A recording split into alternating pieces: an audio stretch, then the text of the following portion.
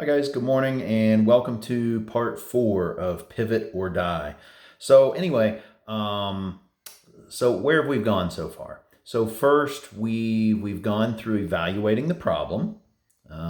We've looked at what is used critical thinking to see what's your problem with your business, your consulting firm. What's going on. Two, we worked through the solution and we made sure that our solutions fit the actual problem so that we're in line with what we're trying to solve, solving the right things. Three, we the last time we did making the plan. So we made a plan, a written plan. We got rid of our fears. We reviewing it daily, sometimes twice a day, so we know where we're going, right? Step 4. So now what I want to talk about is putting this in action. So, you have the plan. So now it's just a matter of, okay, how do I get this into action? How do I get things going? So again, obviously it's going to depend on your problem, your solution, and what plan you made. But ultimately it's going to be little things every day. I think that's really going to be the key for you. So if you are trying to motivate your sales team, set little goals for them. Have them try to, one more call today, 5 more calls today, 10 more calls, whatever works for their personalities, whatever you think you can push them towards in a comfortable manner, so that you just start building little tiny things. They say 1% change every single day is an enormous change after 30 days, 60 days, 90 days, a year, whatever that is, right? And you're looking to try and do this in a pretty short time frame. Hopefully, probably, most likely, many of your problems you want to solve immediately. More reasonably is probably a 30 to 60 day time frame. So getting those little things are going to be key. Staying on that written plan and making sure you stay with what you're doing. And part of the execution is, again, how we took the problem and we defined it. Then we figured out our solutions and defined them, and we made sure they were in line with each other. And then we made sure that the plan was in line with the solution that was in line with the problem. So now your action steps need to be in line with the plan that's in line with the solution that's in line with the problem. And so again, finding those little things that are going to make the most difference. You're going to have some fear. You're going to have to do some things you don't want to do, say some things you don't want to do. But by just little by little, maybe you are afraid of doing Facebook ads for whatever reason. You're uncomfortable with it. So get a small, get a person on Upwork for a small amount of money. Have them help you with the first one. Do it as a tutorial so you learn, or pay somebody $20 to have you help do it. There's all kinds of little things that keep your action going.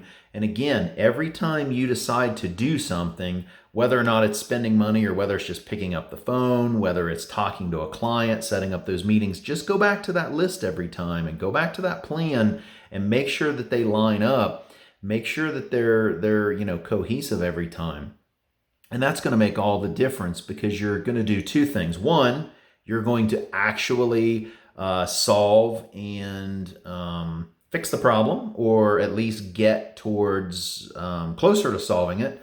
Or you're going to start building confidence that you're on the right path. And of course, the confidence will lead to better actions, more confident actions, more in line actions. And that is going to solve the problem for you, or again, get you closer to being in that area. So again, that's really the key. I mean, there's no secret sauce here. There's no major secret, secret actions. It's just, the secret is take action.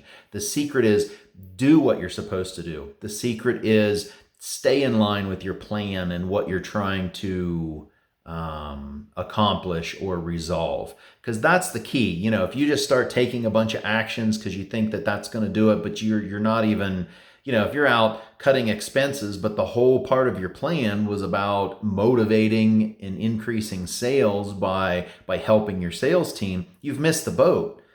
and I think it's going to make things worse because, if you're not taking the right actions, you could actually demotivate your team, at least in that particular instance, because obviously they have motivations and needs as well. And if that's not where the business needed to go, then, you're doing them and yourself a disservice to getting to, your actual resolution. So again, take that time.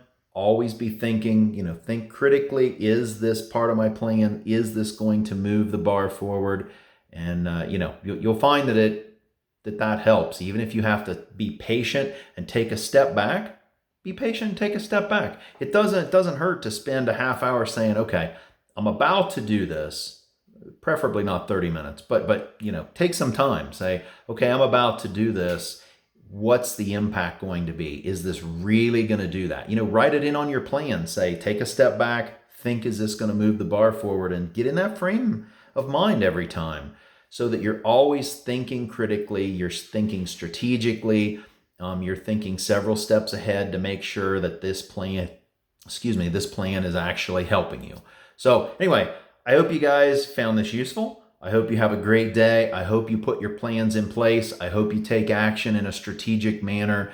Send me your feedback. Send me your questions, concerns. Would love to talk to you. Would love to help. Anyway, have a super great day, and I'll be back with part 5.